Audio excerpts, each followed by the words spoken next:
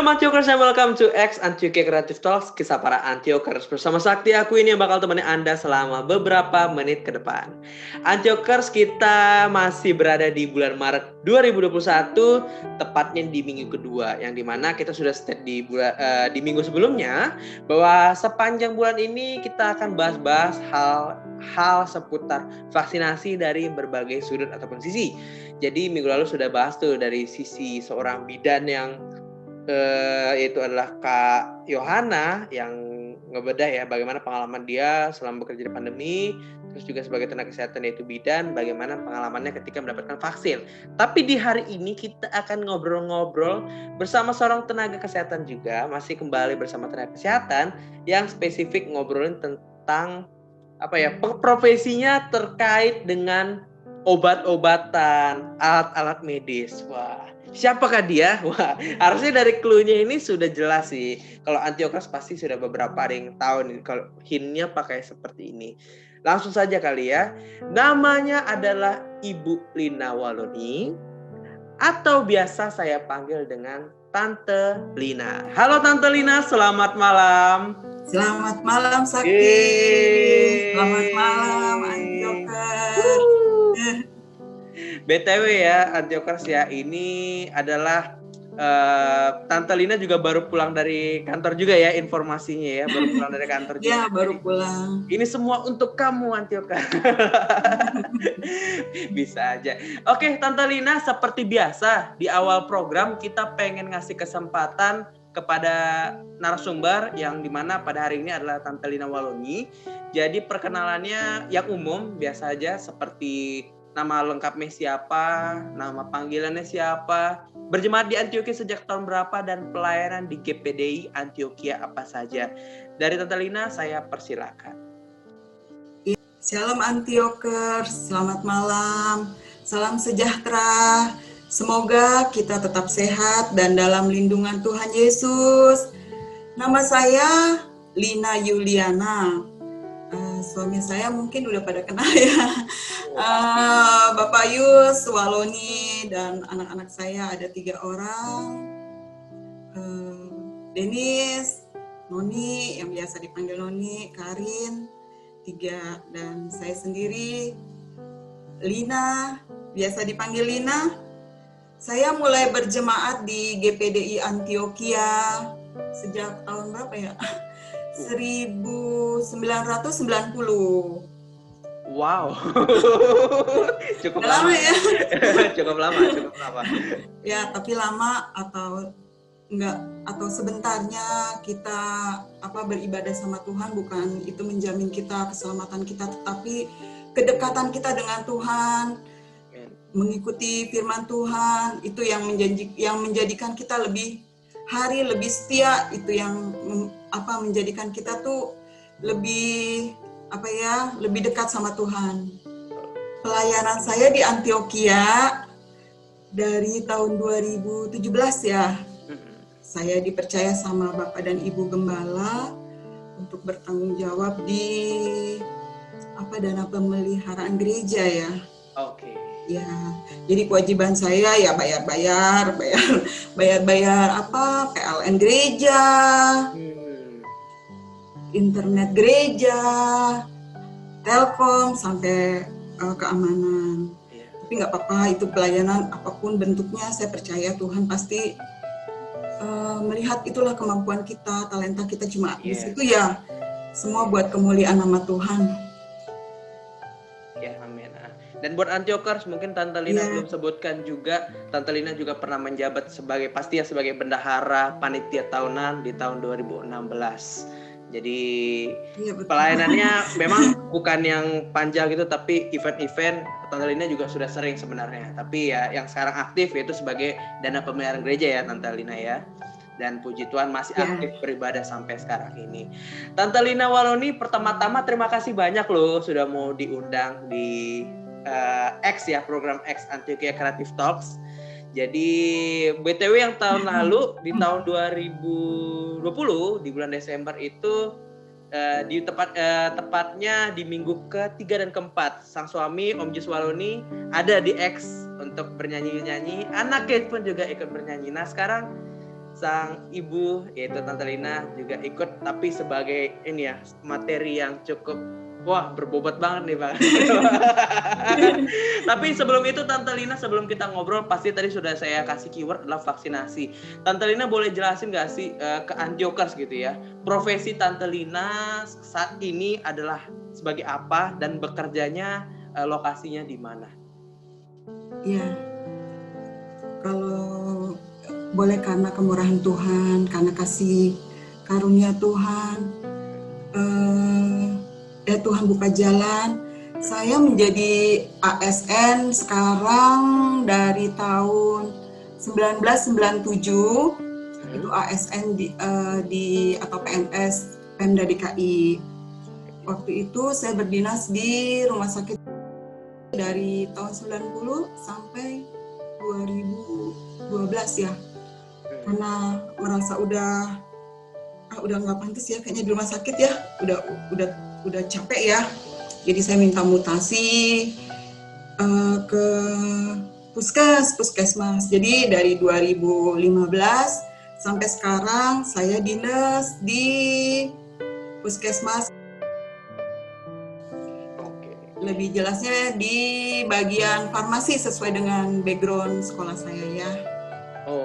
Ya, profesi saya di farmasi saya sebagai sekarang namanya TTK, Tenaga Teknis Kefarmasian. Kalau dulu orang menyebutnya atau orang lebih kenal sebagai asisten apoteker. Ya pastinya kalau asisten apoteker ya itu ya berhubungan dengan obat. Dengan obat. Jadi jadi kalau untuk apalagi sekarang kan lagi pandemi ya.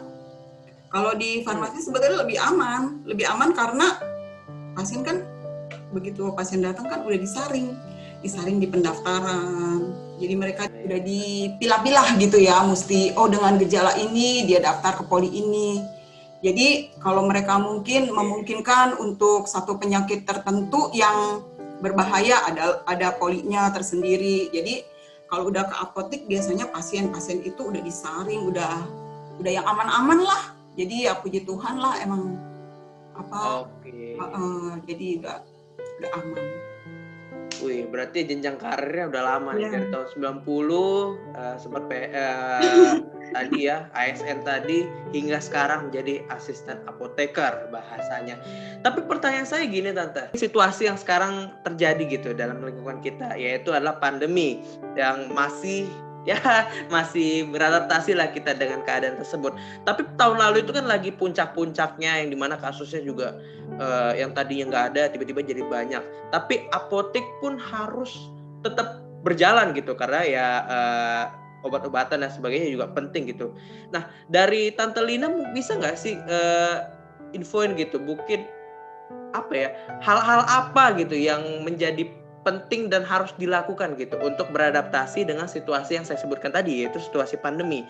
Karena kalau kita bilang tadi walaupun terfilter dan sebagainya pasti kan ada hal-hal khusus yang mungkin disiapkan, mungkin disclaimer ataupun pokoknya kalau kita mau buka apotek boleh dalam situasi pandemi tapi harus begini. Ada poin-poin tersendiri nggak sih Tante yang mungkin bisa di-share gitu? Kebetulan ya saya tuh dari pagi kan dinas di puskes. Kalau jadi untuk melayani pasien di puskes itu sebetulnya kita di apotek atau di bagian farmasi itu udah enak. Jadi resiko tuh nggak terlalu besar gitu ya. Karena secara otomatis begitu pasien datang dengan keluhan mereka mendaftar, kemudian mereka diarahkan ke satu poli. Kalau dia pasien ini membawa satu penyakit yang kira-kira menular atau bagaimana, kan ada poli tersendiri. Jadi yang udah lolos, yang bisa ambil obat sendiri, berarti mereka tuh aman. Nah, tapi walaupun demikian, kita di farmasi atau di bagian apotek kita harus tetap pakai masker, tetap jaga jarak, tetap juga mencuci tangan, menjaga kebersihan. Walaupun tempat kita aman. Tapi walaupun aman juga pernah ya, di puskesmas itu saya kan bertiga perempuan yang jaga di apotik. Dalam satu waktu karena ada indikasi untuk dites di swab, teman saya itu dua-duanya positif. Waduh. Iya, oke. Iya. Dan puji Tuhannya, saya padahal tiap hari sama-sama, kita makan bareng-bareng, kita istirahat juga bareng-bareng. Tapi puji Tuhannya saya enggak gitu loh. Nah, mereka kan akhirnya isolasi mandiri. Ada tuh senang atau susahnya ya otomatis kalau kehilangan teman dua harus isolasi kan pekerjaan saya jadi lebih berat. Tapi puji Tuhannya, walaupun mereka satu ruangan, satu tempat, kita ngobrol bareng, tapi saya negatif gitu loh. Yes, puji Tuhan. Ya itu kami semua karena Tuhan, karena kebaikan Tuhan. Bahkan dengan apotik, kondisi apotik yang sudah tersaring pun bisa aja tante ya. Bisa aja ya. Aduh, bisa banget. Dan puji Tuhan ya itu ya, selain protokol, ngomongin tentang pakai masker sebagainya, yang penting adalah berserah juga, menyerahkan hidup kita kepada Tuhan. Sebagai orang percaya itu ya tante ya, itu ya, penting betul. Juga. Itu penting harus kita lakukan. Nah, seperti yang tadi sudah diceritakan sama Tante Lina gitu, bahwa jangankan pasien ataupun orang-orang yang memang datang untuk beli obat gitu, bisa jadi gitu dari tenaga kesehatannya terkena juga atau mungkin terinfeksi juga. Jadi seperti yang tadi misalnya terfilter dan sebagainya kan berarti ada-ada aja yang mungkin untuk kebutuhan tersendiri, mungkin ada yang merasa oh nggak ada apa-apa kok, akhirnya bisa masuk ke apotek tersebut membeli obat dan sebagainya. Tapi ini mungkin nyambung ke pertanyaan saya yang pengen saya sampaikan gitu. Selama masa COVID ini tante di apotek itu apa sih obat atau mungkin vitamin yang banyak kali ya dicari orang? Mungkin untuk kebutuhannya mempertahankan imun atau mungkin menyembuhkan atau mengurangi gejala atau gimana, itu ada nggak sih yang bisa di-share tante, obat atau vitamin apa yang bahasanya laris kali ya, laris selama masa pandemi ini diborong oleh orang-orang? Iya, kalau selama saya dinas di apotik, di puskes ya, kalau pagi kan saya dinas di apotik dari Senin sampai Jumat ya, dari pagi sampai sore. Kalau di puskes itu obat-obatan sudah sesuai jalur gitu loh.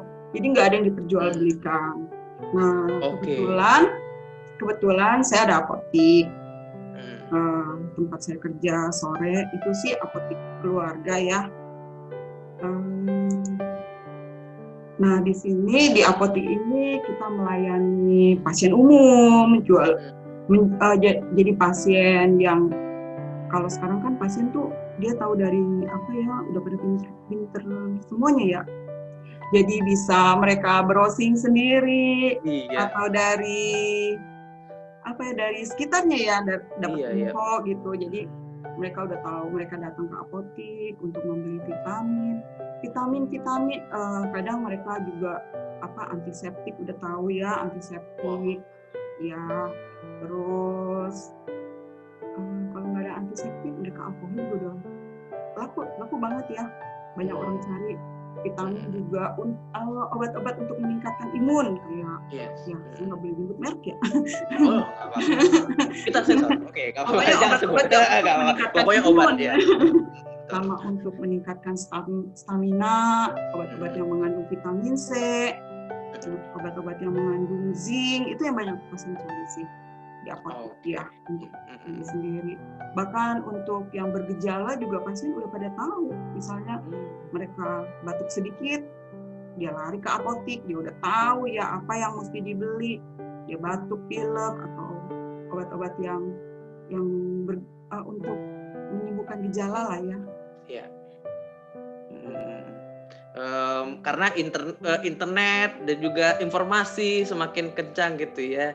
Jadi orang-orang ya, dokter nanti dulu. Yang penting browsing dulu, browsing, dapat akhirnya beli di apotek. Dan itulah ya kemajuan ya. Jadi dulu harus pakai respi dan sebagainya. Sekarang dengan bermodalkan ilmu pengetahuan yang mereka dapat, udah bisa beli secara langsung gitu ya, melalui tenaga kesehatan.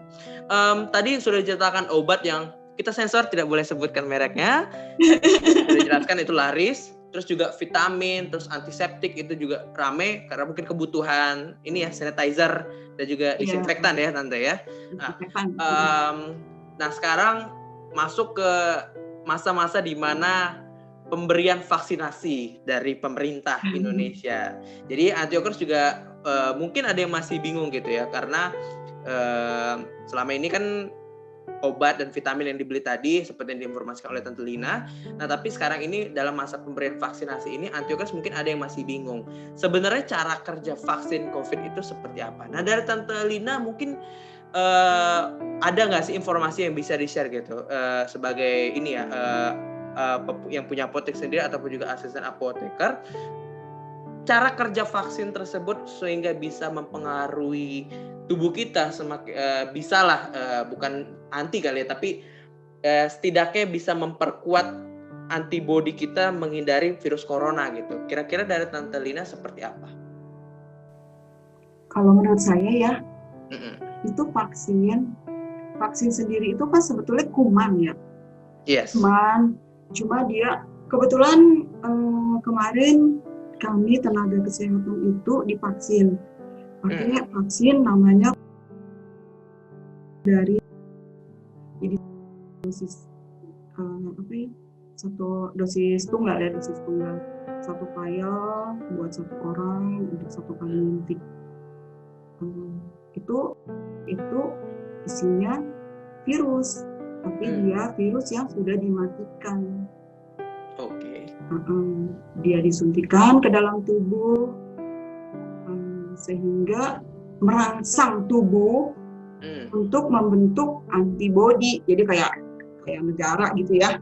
Kalau negara tuh punya tentara gitu loh, punya tentara. Jadi kalau misalnya musuh datang, dia siap. Udah ada tentara yang terlatih. Begitu pula dengan vaksin. Vaksin itu kalau dimasukkan ke dalam tubuh kita, dia akan membentuk antibodi. Sehingga kalau misalnya virus itu datang, tubuh kita udah punya antibodi. Jadi walaupun mungkin ya kalau pas lagi imun kita lagi turun, virus yang datang itu di dalam tubuh kita nggak menimbulkan sakit yang hebat kayak gimana, enggak. Tapi kita udah punya penangkalnya. Paling nggak kalau kita lagi nggak kuat ya cuma batuk pilek biasa. Tapi boleh dibilang gejalanya ringan lah, OTG atau apa. Karena orang yang divaksin juga nggak menjamin mereka tuh bebas atau nggak bakalan kena. Nggak juga sih, banyak juga yang udah divaksin mereka positif. Karena apa? Ya terlalu banyak ya virus di luaran tuh yang mau menyerang, menyerang keadaan kondisi tubuh kita. Tapi dengan divaksin otomatis kita tidak bergejala atau gejalanya ringan atau tidak sama sekali gitu. Jadi ya ada untungnya juga divaksin. Yes. Jadi balik lagi gitu bahwa vaksinasi itu tidak menjamin memang untuk 100%, tapi setidaknya semakin diperkuat gitu ya Tante ya, seperti yang tadi bilang, mungkin gejalanya juga tidak terlalu banyak, paling batuk dan pilek saja, atau yang paling bagus case terbaiknya adalah tidak terkena sama sekali. Kurang lebih seperti itu gitu ya Tante ya. Dan seperti yang dibilang tadi oleh Tante Lina juga bersama tenaga medis lainnya dari teman-teman apoteker mungkin juga sudah mendapatkan vaksin yang ini ya dari pemerintah Indonesia. Nah, aku pengen tanya nih Tante, sebagai apoteker ataupun petugas apotek yang memang profesinya adalah menjual peralatan medis, obat-obatan dan sebagainya. Vaksin itu boleh tahu nggak sih Tante, bisa dijual belikan secara bebas atau tidak? Kalau vaksin dijual baru wacana kali ya. Soalnya saya juga belum pernah mendengar kalau di Indonesia ini ada vaksin dijual, terutama vaksin untuk COVID ya. Kalau vaksin-vaksin lain banyak juga bentuk-bentuk vaksin yang lain ya. Tapi kalau untuk COVID ini belum ada, mungkin masih wacana ya kalau vaksin itu bisa dijual. Yang ada sekarang itu vaksin masih dipegang menjadi program pemerintah melalui Kementerian Kesehatan. Ya, yang secara teknisnya dilakukan oleh Dinas Kesehatan. Nah, vaksin itu didistribusikan ke puskesmas kecamatan. Dari puskesmas kecamatan, vaksin-vaksin itu didistribusikan lagi ke lingkungan pelayanan kesehatan yang ada di dalam lingkungan tersebut. Misalnya, kebetulan saya kan di puskesmas.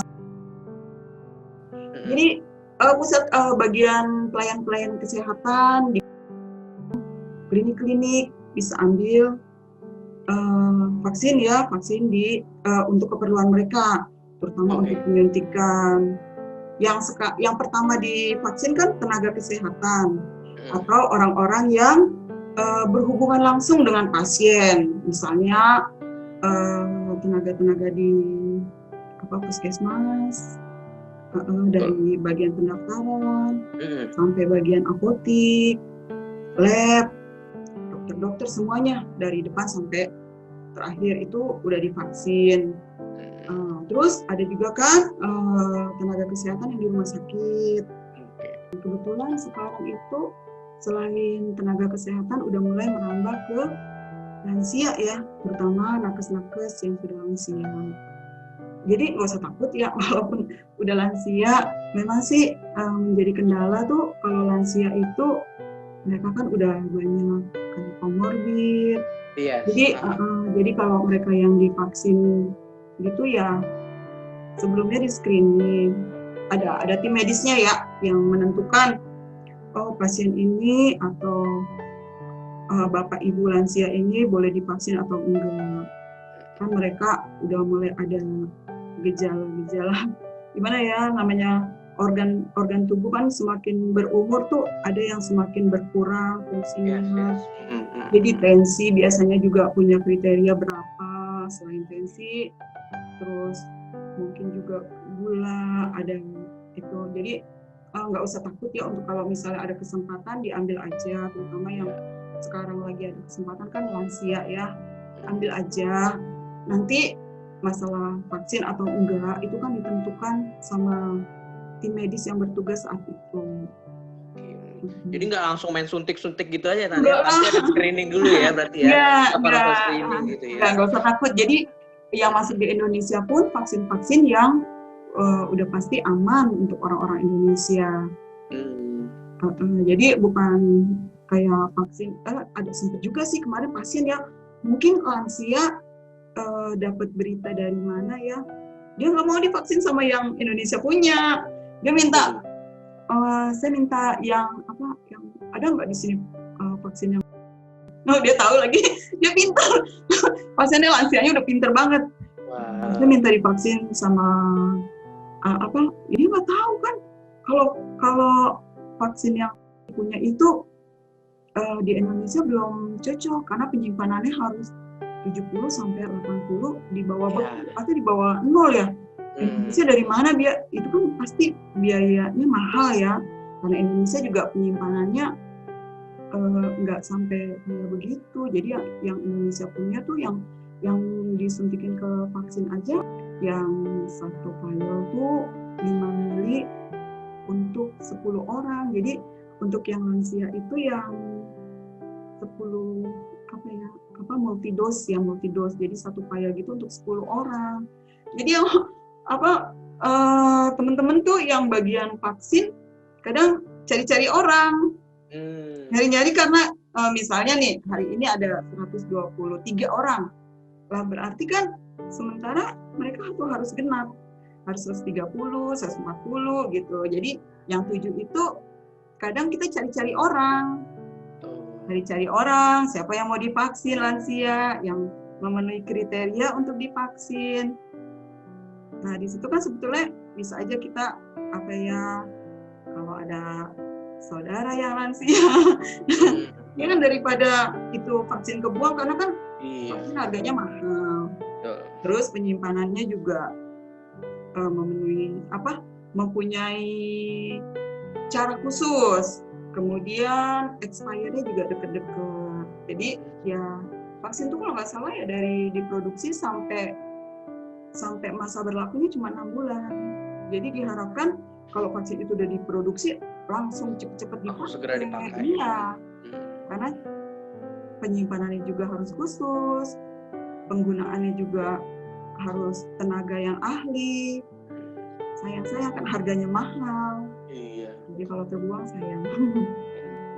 Nah, ini informasi juga lansia-lansia di GPD Antioquia juga sepertinya semangat gitu untuk mengikuti vaksinasi. Jadi ayo silakan. Jadi kalau misalnya cuma ada 123, kalau butuh 7, ayo lansia-lansia Antioquia, ayo mari bergabung. Karena pasti intinya sudah di-provide oleh pemerintah juga dan masa berlakunya juga expired juga tidak lama. Jadi jangan sampailah terbuang dengan percuma gitu ya Tante ya, dan harus dimanfaatkan. Tante Lina Waluni, saya juga jadi dapat ilmu baru juga nih tentang bagaimana vaksin itu ternyata itu tadi ya, ternyata penyimpanannya juga khusus. Jadi nggak sembarangan orang-orang itu bisa kasih gitu ya, ataupun expirednya juga seperti yang bilang tadi nggak lama, bisa sekitar kurang lebih 6 bulan. Jadi memang harus ini banget. Tante, aku pengen mungkin agak loncat sedikit tapi masih tetap ya ngebahas dari sisi profesi Tante sebagai seorang asisten apoteker gitu. Jadi aku pengen nanya gitu, dalam situasi pandemi seperti ini, dari Tante sendiri ada nggak sih yang bisa dianjurkan kepada Antiokers gitu? Mungkin melalui tadi apa yang sudah diberikan, bahwa banyak nih orang-orang, tamu-tamu apotek yang membeli obat atau vitamin ini. Tapi kalau dari Tante Lina sendiri, pastinya tanpa menyebutkan merek gitu. Tapi kalau mau menyebutin merek juga nggak apa-apa loh Tante, nanti kita bisa sensor gitu. Dari Tante Lina sendiri, apa sih yang bisa dianjurkan gitu? Obat-obat yang seperti apakah? Vitamin apa saja kah yang perlu atau bisa dikonsumsi oleh Antiokers yang maybe lagi ada positif COVID atau mungkin reaktif COVID atau lagi isolasi mandiri juga gitu. Dari Tante Lina ada nggak sih yang bisa direkomend kepada Antiokers tersebut?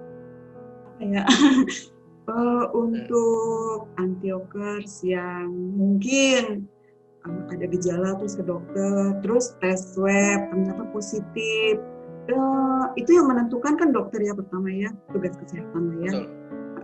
Jadi ditentukan, oh ini harus dirawat, oh ini harus nggak perlu dirawat.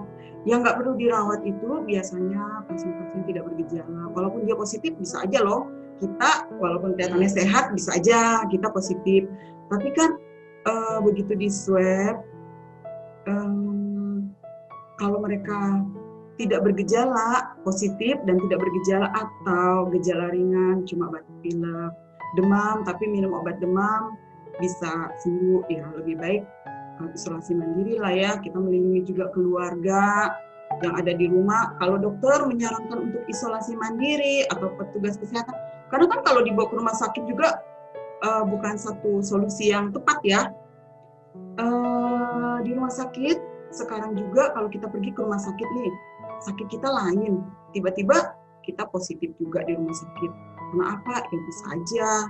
Karena kan infeksi di rumah sakit tuh udah begitu besar ya. Jadi kita yang tadinya masuk dengan sakit apa, cuma batuk pilek, tiba-tiba dokter bilang, oh ini positif. Nah, lebih baik sih kalau emang tidak bergejala atau gejala ringan, kalau dokter bilang menyarankan kita atau mengarahkan kita untuk isolasi mandiri di rumah. Pertama, kalau misalnya masih ada di rumah itu kayak keluarga yang lain ya, misalnya suami istri atau ada anak atau ada orang tua, ya lebih baik kalau kita sayang keluarga, kita isolasi mandiri sendiri aja di rumah, di kamar sendiri, buka jendela biar udara tuh terus berganti ya, nggak buka jendela setiap saat sih, yang minimal adalah berapa satu hari tuh 2-3 jam, atau kalau siang kalau nggak hujan ya dibuka aja biar udara di kamar itu bisa berganti ya. Oke. Ya. Kedua, dengan isolasi mandiri kan kita banyak waktu. Kita harus tetap bersyukur sama Tuhan walaupun mungkin kita positif. Itu mungkin cara Tuhan untuk kita punya waktu, kita lebih dekat dengan Tuhan. Ya, kita isi waktu kita tuh supaya kita nggak bosen. Mungkin 1-2 hari enak ya istirahat di rumah yang biasanya kerja, melakukan kegiatan sehari-hari. 1-2 hari kayaknya enak istirahat. Tapi kan kalau harus 2 minggu ya biasanya kita isoman ya. 2 minggu itu kita bosan di kamar terus. Kalau mau keluar juga kasihan keluarga yang lain. Nah, ya kita harus tetap bersyukur walaupun kita tetap di rumah. Isi waktu kita dengan ya berdoa, memuji Tuhan, baca Alkitab.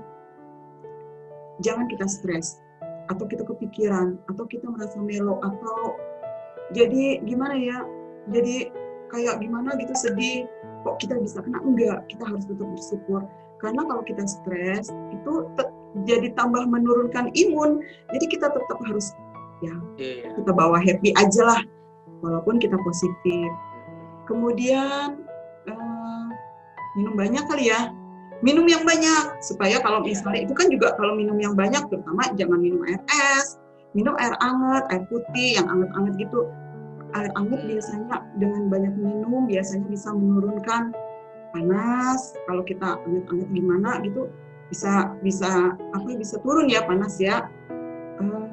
Banyak makan, kalau kita belum ada komorbid apapun ya banyak makan untuk meningkatkan imun supaya kalau kita pun positif kita bisa cepat sembuh ya. Terus banyak makan, banyak minum udah. Jangan lupa tetap jaga kebersihan, jaga ya pikiran kita lah. Kita harus selalu memikirkan hal-hal yang positif dan bersyukur kepada Tuhan karena kondisi kita apapun yang terjadi dalam hidup kita, Tuhan ada bersama kita, Tuhan ada. Lebih baik kita mendekatkan diri sama Tuhan. Kalau Tuhan kasih kesempatan kita boleh ada istirahat di rumah, kita lebih dekat sama Tuhan.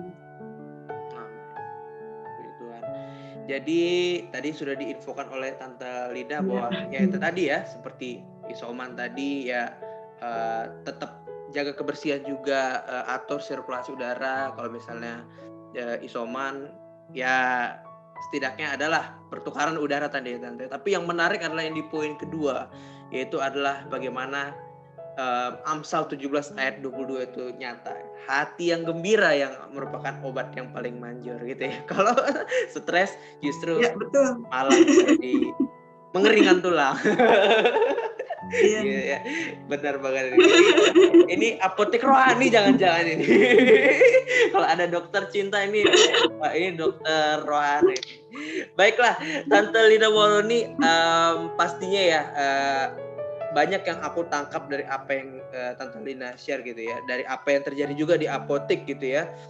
Banyak orang yang mencari tadi antiseptik untuk mungkin ya bisa digunakan untuk disinfektan ataupun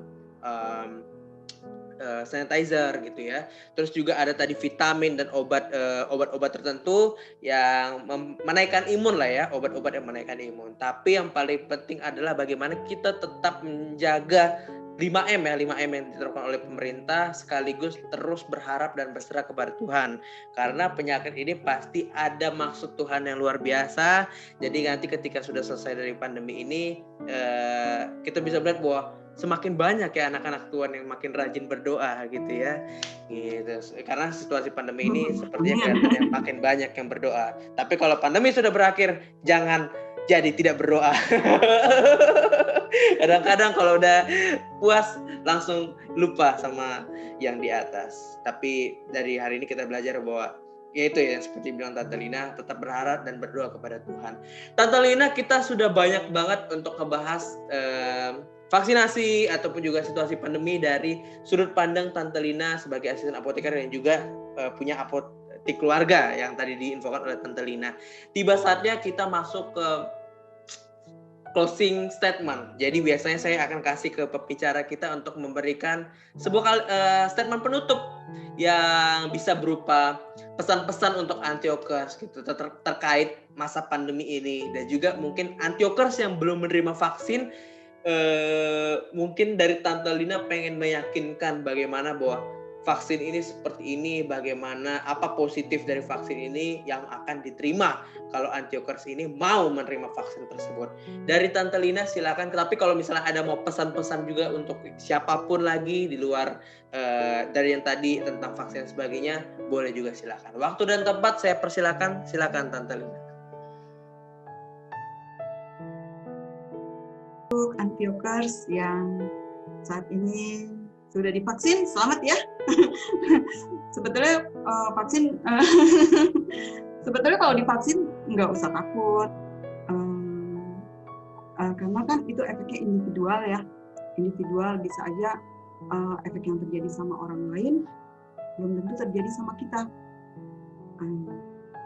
Nah, untuk yang belum divaksin, tapi program pemerintah sih katanya sampai mencapai herd immunity. Jadi benar-benar semua orang tuh kebal. Jadi kalau misalnya virus itu datang, virusnya bingung mau nempel di siapa lagi, karena semua orang sudah memberikan antibodi. Dengan semakin banyak yang divaksin, sebetulnya kita tanpa divaksin pun kita diuntungkan dengan kondisi sekeliling kita yang udah divaksin. Karena kita secara otomatis akan mendapatkan kekebalan dari orang-orang yang sudah divaksin. Jadi, terutama yang masih muda-muda, kalau ada kesempatan divaksin, ambil aja. Nggak usah takut dengan efek individual. Artinya setelah divaksin ada kan orang yang pusing-pusing, atau lebih berat lagi gejalanya ya. Gejalanya dari itu ada yang ngantuk terus. Kalau saya sih divaksin 1 kali, 2 kali nggak ada rasanya ya. Biasa aja. Jadi nggak usah takut, ambil kesempatan untuk divaksin. Tapi kalau kesempatan itu belum ada, nggak usah kecil hati. Karena tetap pemerintah juga kan berpikir untuk semuanya dapat divaksin. Nggak tahu ya caranya nanti bagaimana, seperti apapun itu pemerintah punya cara ya. Tapi kalau untuk yang antiokers yang belum mendapatkan kesempatan untuk divaksin, pesan saya sih tetap kita pakai masker, jaga jarak, dan jaga kebersihan. Lebih bagus kita mencegah daripada kita mengobati. Oke. Luar biasa. Kalimat terakhirnya kalimat-kalimat poster apotek banget itu. Mencegah lebih baik daripada mengobati. Tante Lina Waloni, terima kasih banyak untuk closing statement-nya. Sungguh luar biasa. Jadi yang saya tunggu-tunggu Tante Lina sebagai apoteker, karena saya tahu bahwa posisi Tante Lina sebagai pemilik apotek ataupun asisten apoteker sungguh cukup menarik, sangat menarik untuk diulik. Makanya lagi cari topik dan kali ini bisa diundang gitu ya. Tante Lina Waloni, sebelum kita menutup program kita pada malam hari ini, izinkan saya untuk mendoakan buat kita semua. Saya mendoakan program kita supaya apa yang kita obrolkan bisa memberikan inspirasi bagi siapa yang mendengarkan, dan juga kita berdoa untuk antiokers yang malam hari ini akan beristirahat. Kita doakan semoga bisa beristirahat dengan sebaik mungkin. Mari Tante Lina, kita bersatu di dalam doa. Tuhan Yesus yang baik, terima kasih Tuhan untuk segala berkat-Mu. Mengucap syukur pada malam hari ini kami telah berbincang-bincang, berdiskusi bersama Tante Lina Waloni sebagai narasumber yang telah kau kirimkan Bapa. Biarlah Tuhan melalui apa yang kami sampaikan, melalui apa yang kami diskusikan, boleh menjadi sesuatu yang menginspirasi bagi banyak Antiokers yang mendengarkan, terutama boleh menjadi berkat yang luar biasa Bapa, dan boleh menjadi hormat dan kemuliaan bagi nama Tuhan. Bapa di sorga, berdoa Tuhan Yesus untuk Tante Lina Waloni sebagai narasumber juga. Engkau telah pakai dia luar biasa pada malam hari ini. Biarlah Engkau berkati setiap apapun yang menjadi pelayanan Bapa, baik pelayanannya di gereja maupun pelayanannya di pekerjaannya Bapa.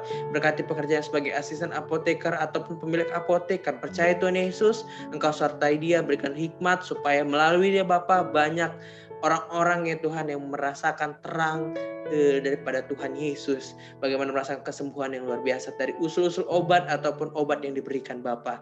Terima kasih Tuhan. Berdoa juga untuk keluarga Bapa. Ada Om Yus Waloni, ada ketiga anaknya, ada Dennis, ada Leonita, ada juga Karen Bapa. Kami berdoa keluarga ini Bapa Engkau berkati semakin menjadi terang dan garam bagi siapapun. Terima kasih Tuhan. Berdoa untuk Antiochus yang pada malam hari telah mendengarkan ataupun mungkin belum sempat mendengarkan. Berdoa Tuhan untuk mereka yang telah melakukan aktivitas mereka sepanjang hari ini Bapa. Biar Tuhan Yesus mereka boleh pada malam hari ini beristirahat dengan nyenyak. Dan besok pagi boleh kembali bangun dengan stamina dan semangat daripada Tuhan. Berdoa Tuhan Yesus untuk program ini, Ex Antiochus Talk, supaya semakin terus menjadi program yang boleh menjadi berkat bagi siapapun. Terima kasih Tuhan, kami serahkan semua ke dalam tangan-Mu. Di dalam nama Tuhan Yesus Kristus kami telah berdoa. Haleluya. Amin. Amin. Tante Waloni, terima kasih banyak untuk kesempatannya boleh ngobrol-ngobrol. Kiranya Tante Lina masuk grup A atau B? B ya? B ya, sama kita. Jadi kalau nanti Tante Lina datang, semoga kita bisa bertemu dan diskusi lagi, tapi jangan tentang vaksin lah, yang lain. Vaksin mulu, biar di X-nya aja. Oke Tante Lina, terima kasih banyak. Sampai bertemu lagi. Tuhan Yesus memberkati. Dadah Tante Lina. Ya, terima kasih. Sama-sama Tuhan Yesus memberkati. Ya, Antiochus, itu dia tadi obrolan kita bersama Tante Lina Waloni. Dan tadi kita ngobrolin banyak banget ya terkait bagaimana pastinya pengalaman dia juga sempat divaksin terus, tapi dia banyak banget menambahkan juga terkait pengalaman dia sebagai tenaga medis, terutama sebagai asisten apotek dan juga pemilik apotek, bagaimana dia menerima banyak orang yang merequest obat, terus juga bagaimana surroundingnya di pekerjaannya seperti apa aja yang harus dilakukan ataupun dikonsumsi ketika merasa lagi isolasi mandiri dan sebagainya, ataupun ada gejala-gejala tersebut, dia juga sudah stay di situ. Tapi ada satu kalimat yang paling penting yang sudah klasik banget diberikan kepada oleh guru-guru SD kita dulu, mencegah lebih baik daripada mengobati, dan itu yang harus tetap kita lakukan. 5M itu walaupun ada vaksinasi, tetap kita mematuhi protokol yang ada.